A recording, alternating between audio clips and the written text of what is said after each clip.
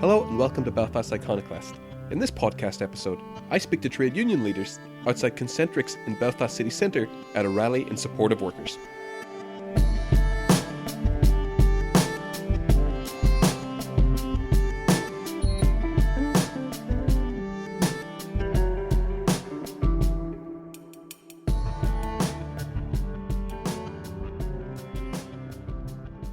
Last week, representatives from a number of unions gathered outside Concentrix on Fountain Street in Belfast city centre in order to protest job cuts which have been linked to the loss of a HMRC contract. Concentrix have got quite a bit of media coverage lately due to information that came to light that they were mishandling benefit claims. Because of their massive failures, HMRC ended the contract with the company. This decision has already led to job cuts and inevitably will lead to a lot more. HMRC have come under criticism for outsourcing this work to a private company in the first place. I went down to the demonstration to speak to union representatives, including Peter Bunting, the Assistant General Secretary of ICTU, Gail Matthews, the Regional Secretary of PCS, who called the protest, David Kennedy from the Communication Workers Union, and Sean Ferrin, President of Queen's Student Union, who were also down in force at the demonstration. I also got a few words with Jerry Carroll from People Before Profit, and some ex-employees of Concentrix, who were able to give some insight into the goings-on behind the scenes at Concentrix. My name is Gail Matthews. I'm the Regional Secretary of PCS. We called a protest here today in solidarity with the workers in Concentrix. Concentrix, HMRC had a contract to deliver tax credit fraud and error, which has been a disaster. And unfortunately that means claimants have been badly affected, but also the workers that were working hard in difficult circumstances to deliver that programme. We're here in solidarity with those workers because their position and their job future is very unclear at the moment. HMRC have brought some of the work back in house, and we're now demanding that HMRC follow that through and bring the workers back in house, and that's what we're protesting here for today. Seems to be a really good crowd, some good solidarity between a lot of organisations. Is this typical for a Friday afternoon? I would like to say that it is. Generally there's a good sense of solidarity amongst the trade union movement and socialist movement and student union movement, so it's really great to see that we have that and have that level of support. I think people are genuinely concerned about privatisation of public sector jobs, what that means for the public but also what it means for the workers, so I think that's why we've had such a strong turnout today. I'm David Kennedy from the Communication Workers Union. They will pay up to £22 per hour for people to be employed in this contract. Yet the people who are working here will be lucky if they get £8 per hour. What's the point in that? That makes absolutely no sense. It's a waste of public money. They should be employing people full time instead of making £1 million made available to lay off civil service workers. It does not make sense at all. What sort of action needs to be taken? Well, a concerted action between Congress, Irish Congress and trade unions to put pressure on government ministers to stop this. I mean, the last one was AGS, which was up at the Springfield Road campus, and no one bothered to come out and help us at that meeting apart from the SDLP and Sinn Féin. Arlene Foster, the DUP, would not return any calls, didn't answer anything, and that company, simply because of a lack of investment from InvestNI, they decided to up sticks and away. And it's not the first company that's done it, and it certainly won't be the last. They come here and take advantage of government funding grants, and then when the money is no longer available, when they're no longer being subsidised, they leave. But that's wrong. There's a widespread dissatisfaction among the public at the moment. You know, it's palpable. You can see it among people. People are definitely distrustful of the economic climate and the companies that are coming over here and exploiting workers. Do you see that in the protests you attend and in your work as a member of the trade unions? We see it in our work because in Northern Ireland there are approximately 15,000 people employed in call centres. People don't realise that, but there are. And there are everywhere throughout Northern Ireland. And people they brought in temporary contracts, they could be there 6, 7, 8 years on temporary contracts. They don't have proper contracts of employment. They don't know their terms and conditions. They don't know their rights. And it leads to a collective feeling that they don't appear to have any rights. They don't know. They're not aware. They're being told they can't join trade unions. They're not aware of the law in relation to employment rights, what they're entitled to. And it's something needs to happen, because it's unfair to treat people like this. Young people coming out of university with degrees and absolutely nowhere to go except a call centre at £6.70 per hour, if they'll even pay that much.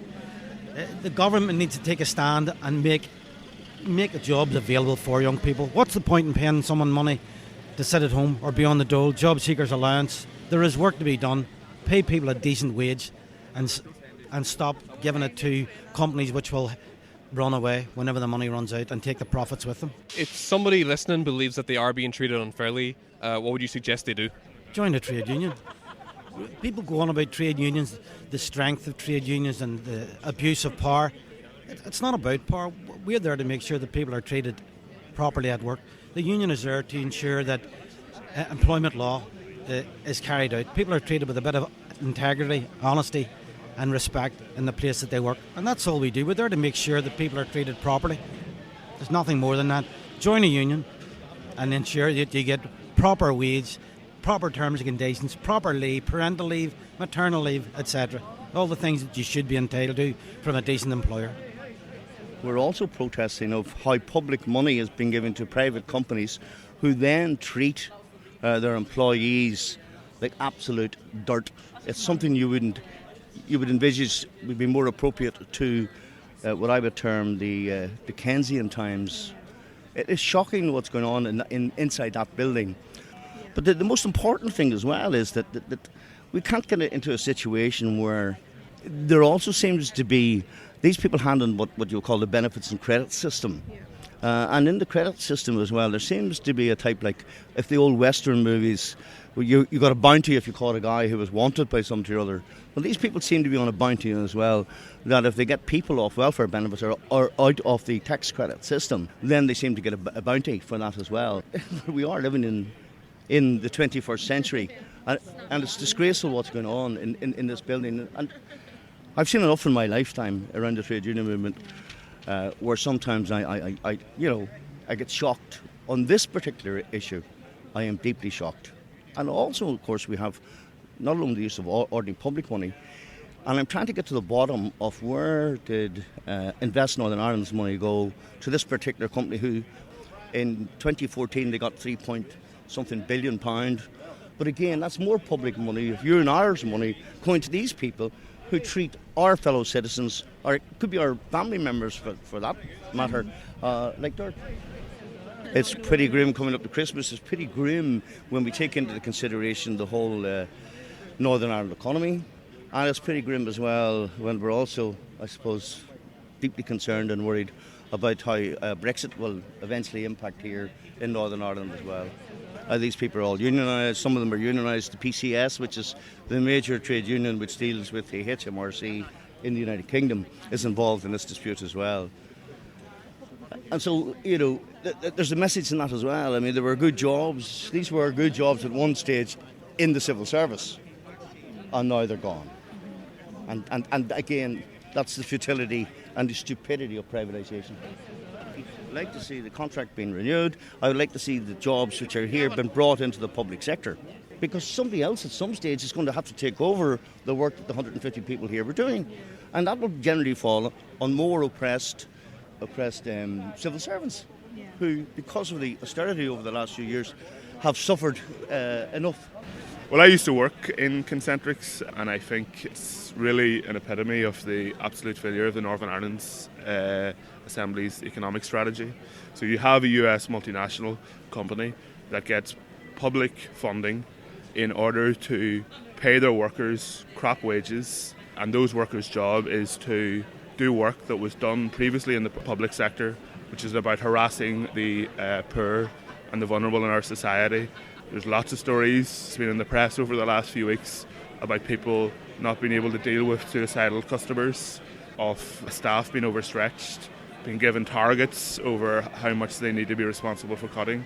And I think we need to really look about what type of jobs we're creating in this country. There's too many call centre jobs that are there for 6 months, get public funding and then go off. There's too much privatisation of our services, which is what this is. What we need is these jobs to be brought in service in-house, so they're done by the public sector, but the jobs shouldn't do what they currently do. They should be used not to go after the poorest in society, but to go after the richest, the tax evaders who are the wealthiest in our society. I'd ask HMRC to bring the jobs in store. That's what needs to be done. Concentrix should have nothing more to do with this scam where people are being harassed. I think a lot of students, once graduated, they're not going into exactly the job they want straight away, and so a lot of people, a lot of young people and students after graduation go into contact centres and call centres, and I think that there's an issue there in that the jobs that they want to do, they're not available. But also it speaks of, I suppose, the casualisation of labour and the fact that people are supposed to go into these sort of short-term contracts and all the rest of it. So when a lot of students are kicked out of their jobs like this, I think it's a responsibility of their union, the Students' Union, to be here and support them, because a lot of students are in this sort of position, and this is going to keep happening over and over again as labour becomes more casual, and I suppose work and employment for students and young people is increasingly precarious. Is this a new movement for Queen's Student Union? Are you broadening the breadth of your actions? I think this year we're really trying to focus on building our links with workers' unions and trade unions. I think invariably the interests of workers and students are aligned, because listen, we all have to make sense of the economy and try and get what we can from it, because it doesn't right now work in our interest. And so I think solidarity like this is important, particularly when students are directly affected because they have lost their jobs. But yes, it's a sign of solidarity, and I suppose it's a sign that we would like to increase cooperation with trade unions in the future. It was a company where you had people from management coming in and basically taking you off your daily work, which was investigating cases, opening them, determining whether there was a need to scrutinise the claim further. And they would just give you a list of cases to suspend, which would be to stop their claim entirely, like to suspend the entire entitlement. And you were given no reason, no explanation. You were just given this list and you were just told to go for it and suspend every claim in absurdum until the whole list was done. And there was a few of us who said no to it, and a few of us very quickly became unemployed after being harassed out by management. So it was coming up to the deadline for the new tax year, and because of the IT failure, which was like 3 months of no work being done at all, we were being forced to open 30 cases a day. We had to do 21 decisions at that point, and that's already 3-4 times above what in-house HMRC staff are tasked with doing, because it gets to the point where you're only in for an 8-hour, 9-hour shift, and whenever you take your breaks out, it really ends up just being you have 2 or 3 minutes to decide whether or not someone's getting their money, and it just wasn't done. I mean, it seems like a very inhuman way to deal with people who are legitimately trying to get some sort of benefits in this sort of society where people are under a lot of pressure. Yeah, well, that's it. The Tories talk about getting people back to work, and working tax credit has always been about that since it was implemented back in the early noughties. But what you have then is a private company who are incentivised because of the terms of the contract that the more fraudulent or claims made in error that they correct, that they get more money. So whenever that happens, you then have a private company that is shafting people with low pay in that job, overworking them, making them stressed out, destroying their lives to destroy the working poor. HMRC's already advertised for positions to fill a certain gap now that this contract's been pulled. There's a couple of hundred people here who are already trained to do the work. They should be brought in-house on HMRC terms and pay. That way you've got properly paid workers, making sure that the tax credit service fit for purpose. What is the reason, do you think, that that's not happening? I think the reason why it's not happening is just it's part of the overall agenda that we have at the moment in terms of welfare, where it's just welfare and privatisation. You outsource the work to private companies because that's the ruling idea of the day, that private companies are somehow more efficient, yet this campaign has proven very clearly that this was not a more efficient way of handling tax credit claims.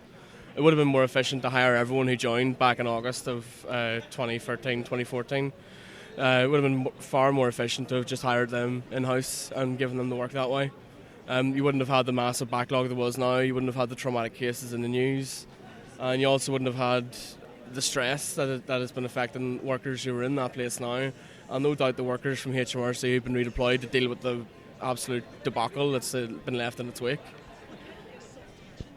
Our message here today is that these jobs need to be defended, and also what we're arguing for is that these jobs in the first place shouldn't have been privatised to Concentrix. They should have remained under HMRC. They should have remained in the public sector, and the jobs shouldn't have been given out to a private organisation, which has caused misery for workers because their jobs are coming to an end, and also misery for lots of people who are on child tax credits, who are on benefits. So our message is that those jobs should be brought back into the public sector, and rather than coming after people on benefits, coming after people on child tax credits, what HMRC should be doing and what these workers should be doing is going after corporations, going after Apple, going after Google, going after Starbucks. That's where the real money lies and where the real fraud is being committed. Nobel laureate Bob Dylan once said, "Times they are changing." Do you think times are changing? Times are changing indeed, and congrats to Bob Dylan on his award as well. But times are changing because I think people are just sick and tired of being told that they must accept what they've got. They're told that the only solution of creating jobs is that we must hand out millions of taxpayers' money to multinational corporations. Concentrix has got at least £3.5 million of taxpayers' money, and these jobs are being stopped. The jobs are over. The jobs are coming to an end. So this idea, this free market idea, this neoliberal idea, it never worked. But its time has certainly come to an end and is over. And I think more people are now saying what we need is actually long-term jobs, secure jobs. And what better way to do that than to invest in the public sector? And that's what we're calling for here. These jobs to be protected, these workers to be transferred over to HMRC, and like I said, to come after the real tax dodgers, the multinational corporations. Realistically, what are the practical next steps that people here can take? Well, I mean, I think initially Concentrix were actually quite, I think it's vehemently anti-union. Isn't too strong a thing to say. And I'm now hearing that the unions may be allowed in to the workplace to organise and to give workers advice. So I think that's a good step for workers in the place. I think joining a union is essential and is a first step. And also I think as well as that, we need to provide and put political pressure on the parties here to say, like the finance minister has said he's going to put pressure for these jobs to be in the HMRC, so that needs to be stepped up. We're raising it in the assembly, writing questions and raising it on the assembly floor.